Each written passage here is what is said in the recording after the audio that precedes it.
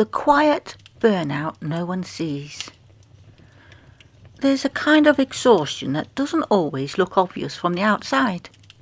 You still get up in the morning, you still answer messages, you still make the meals, pay the bills, and carry on with the responsibilities of everyday life.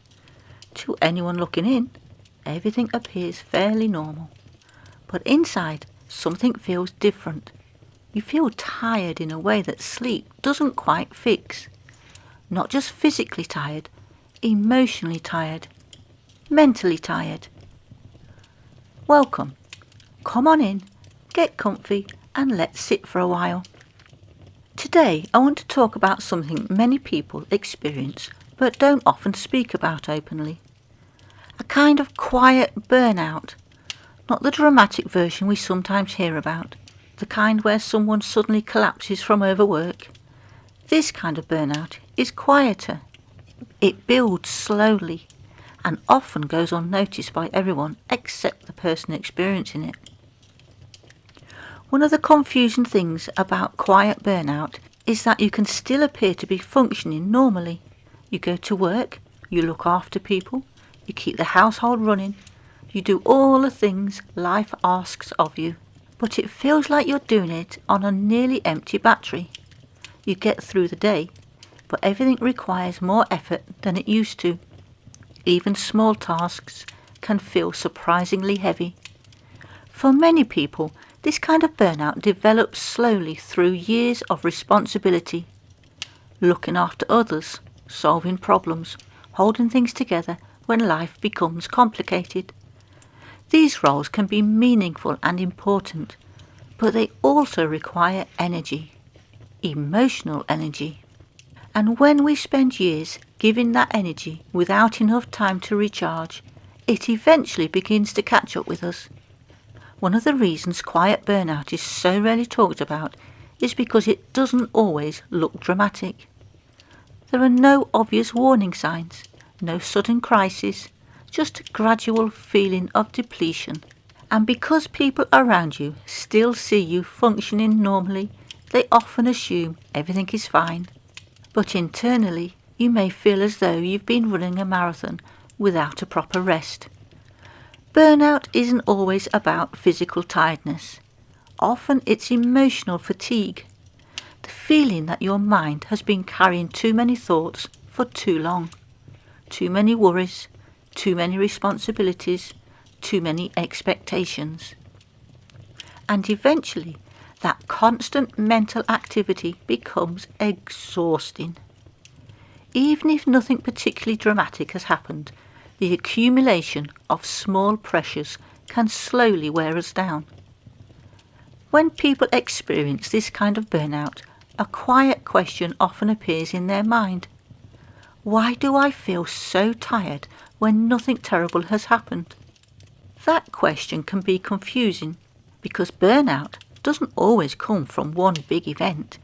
Sometimes it comes from years of quietly pushing forward, continuing to cope, continuing to care, continuing to carry responsibilities without fully noticing how heavy they have become. The truth is, this kind of quiet burnout is far more common than many people realise, especially for those who are dependable, the people others rely on, the ones who keep going even when they're tired.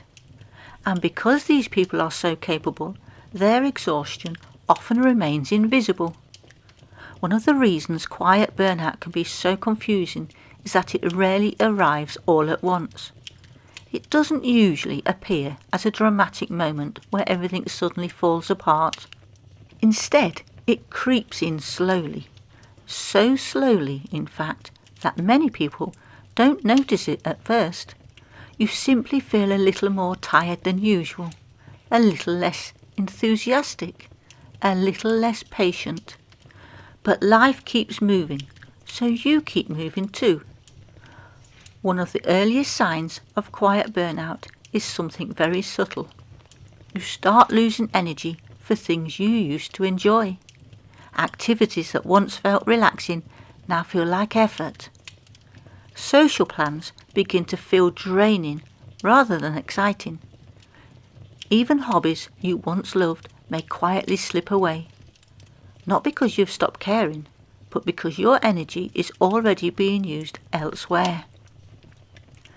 Another large part of burnout is something people rarely talk about: the mental load. All the invisible thinking we do throughout the day, remembering appointments, planning meals, solving problems, thinking about other people's needs, managing responsibilities. Our minds can carry an enormous amount of information and emotional weight. And when that mental load continues day after day without much rest, it gradually becomes exhausting. Interestingly, the people most likely to experience quiet burnout are often the strongest ones, the dependable ones, the people others rely on, the ones who solve problems, keep things organised and make sure everything keeps working. Because when you are capable and reliable, more responsibilities tend to find their way to you. And over time, that constant responsibility can become heavy, even for the strongest amongst us. Another difficult part of burnout is the guilt that sometimes comes with it. Many people tell themselves, "I shouldn't feel this tired. Other people have it worse. I should be grateful." And while gratitude is important, it doesn't erase exhaustion. Feeling tired doesn't mean you are weak. It means your mind and body have been working very hard for a long time, and sometimes they need care too. Modern life often encourages us to keep pushing forward, to keep producing, keep solving problems, keep achieving. Rest can sometimes feel like something we need to earn. But human beings were never designed to function endlessly without pause. We need moments of recovery, moments of stillness, moments where nothing is expected from us. Without those moments, burnout slowly builds. At some point, many people experiencing burnout have a quiet realization.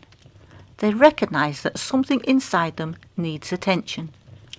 Not dramatic change, not a complete reinvention of life, just care, rest, space to breathe again. That realization can be the first step towards recovery. When people begin to recognize quiet burnout in their lives, the first reaction is often worry. They may wonder if something is wrong with them, why they feel so tired, why things that once felt manageable now feel heavy. But more often than not, burnout is not a personal failure. It's simply the result of carrying too much for too long without enough time to recover. And once we understand that, something important happens.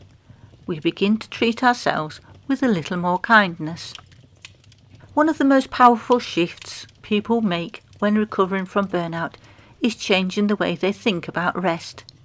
Many of us grow up believing that rest is something we earn after working hard, after the tasks are finished, after everything is under control. But life rarely reaches that perfect moment. There will always be another task waiting, another responsibility, another problem to solve. Learning to rest before we are completely exhausted is one of the healthiest habits we can develop. Rest is not laziness, it is maintenance for the mind and body. Recovering from burnout rarely requires dramatic life changes. More often, it begins with small moments of recovery scattered throughout the day. A quiet walk, turning off the news for a while, sitting with a cup of tea without distractions, reading something gentle before bed. These small pauses allow your mind to slow down, and slowly those pauses begin restoring your energy. Another step in easing burnout is recognizing that we don't always have to carry everything ourselves.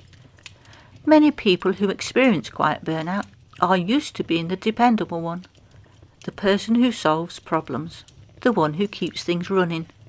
But even the strongest people need help sometimes. Allowing others to share responsibilities can feel uncomfortable at first, but it also creates breathing space that we desperately need. As people recover from burnout, they often begin protecting their energy more carefully. This might mean saying no to things that once felt like obligations, reducing commitments that create unnecessary stress, or simply giving themselves permission to step back occasionally. Energy is a valuable resource, and learning to protect it is an important part of caring for ourselves. Burnout often pushes aside the things that bring joy and meaning. Hobbies, creativity, quiet pleasures, conversations that feel uplifting. As energy slowly returns, reconnecting with those small sources of joy can be incredibly healing. They remind us that life is not only about responsibility, it's also about moments of enjoyment and connection. If you've been feeling this quiet exhaustion, please know that you are not alone.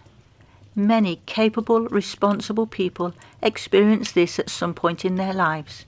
It simply means you've been carrying a lot. And perhaps now your mind and body are asking for a little care in return. Listening to that message is not weakness, it's wisdom. Life asks many things of us: responsibilities, challenges, moments where we must be strong for ourselves and for others. But we are not meant to carry everything without pause.